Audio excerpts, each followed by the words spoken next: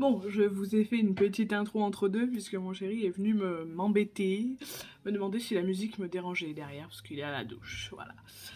Donc, comme je vous l'ai dit, j'espère que vous allez bien. L'annonce de Monsieur le Président lundi a eu beaucoup de conséquences sur nous. Donc voilà, je vais vous donner un peu les explications avant de la prise de sang, tout ça. Après le vaccin et tout, je reviens dessus. Donc pour commencer, vous vous doutez bien, ma prise de sang de lundi est négatif, mais mes règles étaient arrivées le dimanche, donc pour moi c'était pas une grosse surprise. Encore un échec, la 3e insémination est un échec. Alors je sais qu'il y en a beaucoup qui me disent ce sera la prochaine. C'est pas contre vous, je sais que c'est bienveillant, je sais que c'est... Mais en fait, ça pèse plus qu'autre chose, parce qu'on a beau dire ce sera la prochaine, ça fait 20 ans.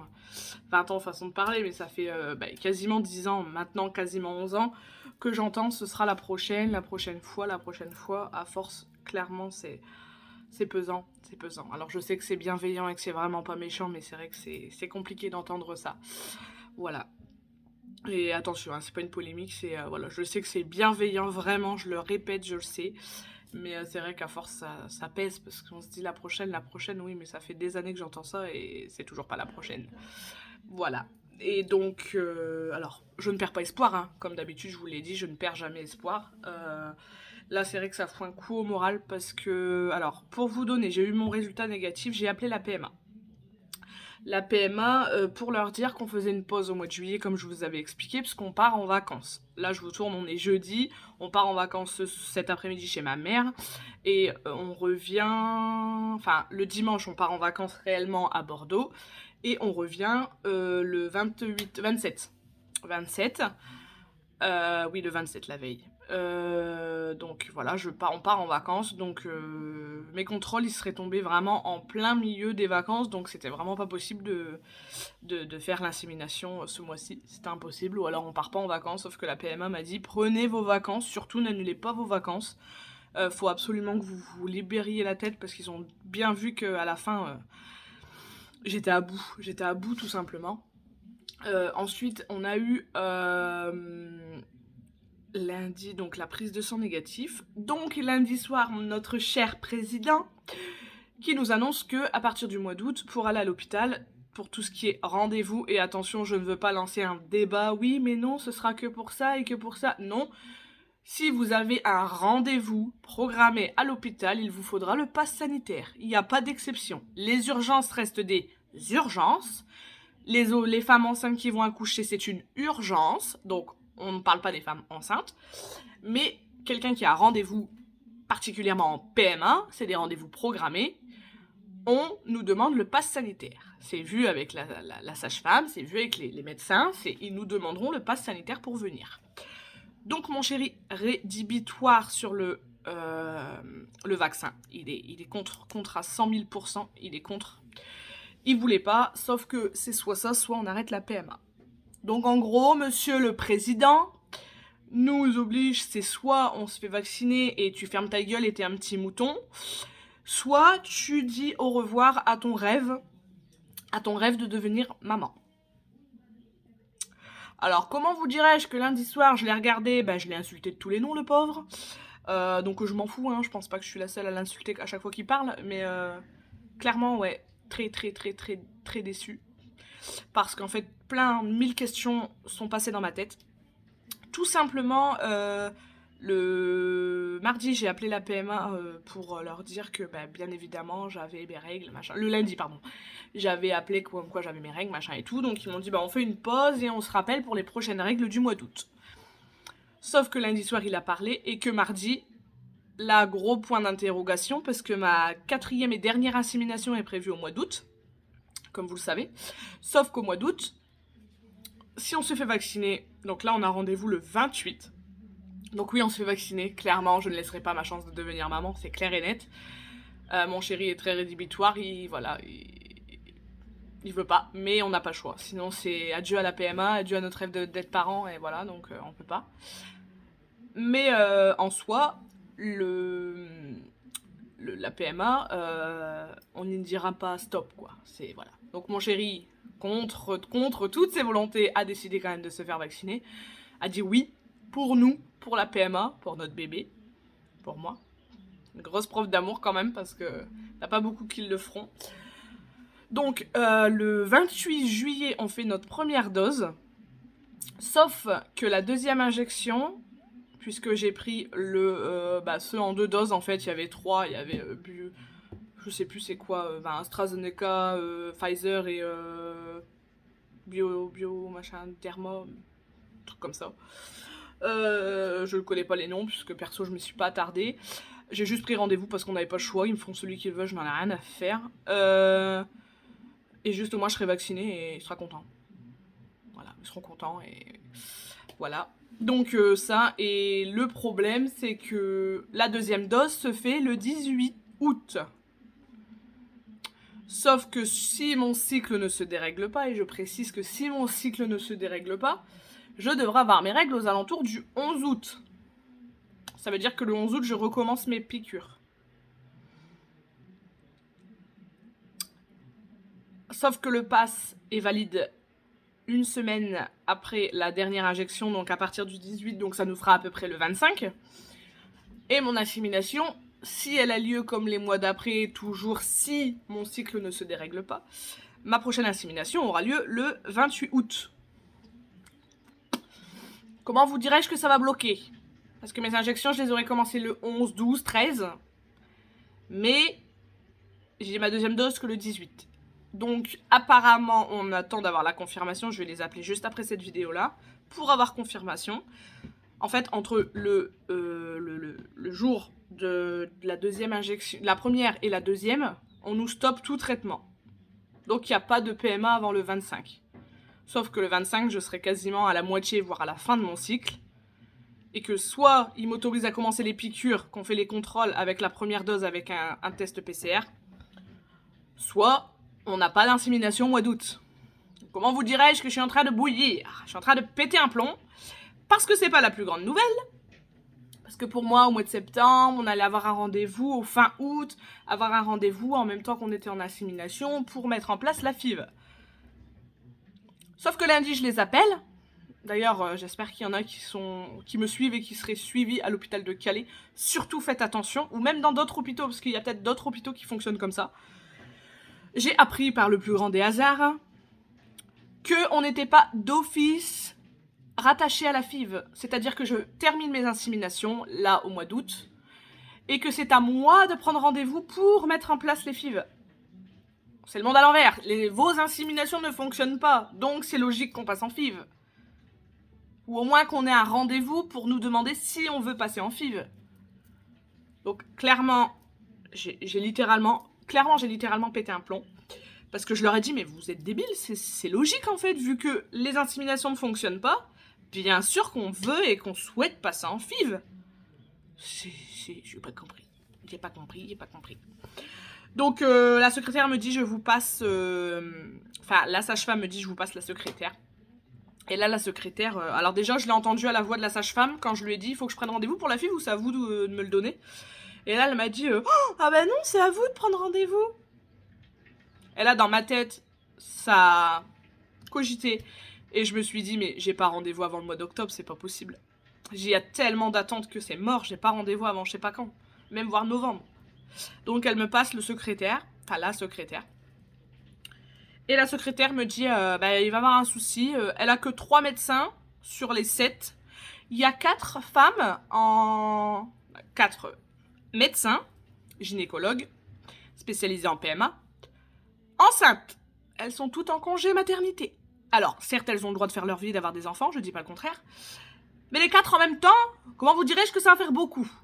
Parce que là, on a 4 en arrêt et congé maternité. Et en plus de ça, il n'en reste que 3.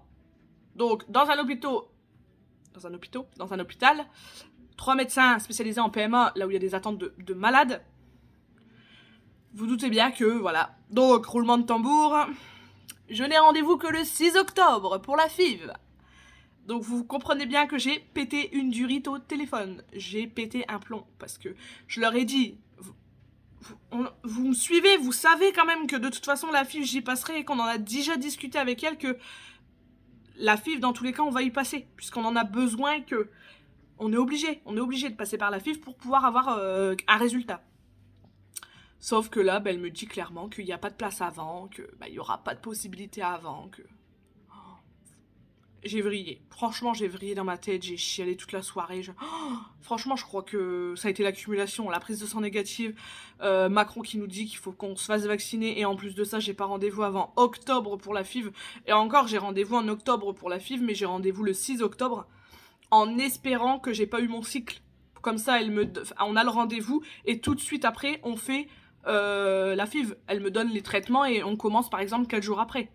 Parce que si le 6, j'ai eu mon cycle, mes règles, le 6 octobre, ça voudra dire qu'on pourra faire la FIV qu'en novembre.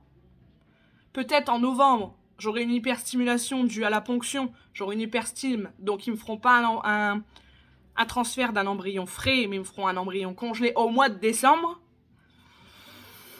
Comment vous dire que j'étais un peu lourd, un peu gros sur la patate.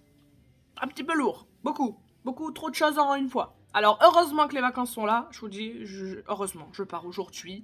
C'est pour ça que je vous fais la vidéo avant de partir. Je vous ferai sûrement une vidéo pour les vacances. Je ferai un petit mois en disant un mois sans traitement. Un mois sans traitement égale détente. Enfin, voilà, on va vraiment profiter de malade, je pense. Et donc, j'essaierai de vous faire des petites vidéos, des petits bouts de vidéos. Je vous ferai un petit montage sympa et je vous montrerai ce que c'est un mois sans traitement. Déjà, je le vois, il n'y a pas de contrainte. Le soir, il n'y a pas de « oh, la piqûre ». Il n'y a pas de « oh, de traitement ». Le matin, ah bah, faut pas le cacher. Ça change la vie. Nous, on vit avec, mais c'est clairement, ça change la vie. Clairement, c'est vrai. Donc, voilà. Je vous ai un petit peu résumé les grandes lignes. Comme d'hab, si vous avez une question, n'hésitez pas. J'aimerais bien faire un petit live et que vous répondiez à mes questions. Ça sera après les vacances, vous vous doutez bien. Ou alors, à moins que j'arrive à faire ça ce week-end, mais je pense que ça va être surchargé, parce qu'avec tout ce qu'on a à faire. On va essayer de faire ça, on va essayer de faire un petit live. Je vais essayer de faire une petite vidéo en live et de répondre à vos questions, parce que j'ai pas mal de questions. D'autres plus gentilles que d'autres, bien sûr, comme d'habitude. D'autres bienveillantes, d'autres non. Et surtout, pour remettre les choses dans leur contexte. Parce qu'il y a des personnes qui m'envoient des messages et des trucs et tout, et qui... Enfin, on sent leur teint hautain. Enfin, ils sont hautains au téléphone, hautaines, parce que souvent c'est des femmes. Et qui, oui, mais il y a ça, mais oui, mais machin, mais ça... Bah non, en fait. Mais c'est pour ça que ces questions-là, je les noterai et je reviendrai dessus dans le live. Parce que c'est des choses où il faut bien répondre. Je suis pas médecin, je vous l'ai déjà dit plusieurs fois, c'est mon expérience, c'est mon vécu, c'est ce que moi j'entends des médecins. Donc vraiment, c'est vraiment au cas par cas. C'est vraiment au cas par cas et comme ça, je répondrai au max de vos questions. Et j'ai de plus en plus de personnes qui m'envoient des petits commentaires et tout, qui attendent des nouvelles. Voilà, je pense à la dernière, alors je vais pas écorcher le nom, mais je crois que c'est Plume Blanche ou quelque chose, son statut, enfin son pseudo, je vais pas y arriver, son pseudo, mais franchement, merci de prendre des nouvelles comme ça, parce que quand je vois un message ou un commentaire sur mes vidéos, vous pouvez pas savoir à quel point ça me fait du bien, parce que, bah, en fait, c'est ce qui me fait passer mes cycles plus rapidement, parce que je vous donne des nouvelles, je vous fais vos vidéos, et franchement, c'est, voilà, je cherche pas à avoir des millions de vues, hein, clairement pas, moi, ce que je veux, c'est aider les filles, dans mon cas. Donc par contre, je reviens sur un petit point parce que j'y repense en même temps. Je pense qu'avant de passer en FIV, il va y avoir des examens d'endométriose. Puisqu'il y a beaucoup de signes qui font que, elle m'en avait déjà parlé au tout début des inséminations. Et en fait, il y a de plus en plus de douleurs. Là, pendant mes règles, j'étais couchée. Donc le problème, c'est que déjà avant, j'ai eu une période de ma vie où tout début que j'ai eu mes règles, c'était une atrocité. J'étais pliée en deux. Tous les mois, ma mère venait me rechercher au collège parce que j'étais pliée. Mais par contre, le problème, c'est que ça s'était arrêté et que ça revient. Alors, est-ce que c'est à cause des traitements? Je ne sais pas. Mais je pense que je vais lui en toucher un mot puisqu'on n'aura pas le même gynécologue, puisque la mienne est en congé. On n'aura pas la même gynécologue, on a une autre dame, donc je vais voir avec elle un petit peu ce qu'elle peut me faire comme examen et voir comment ça tombe.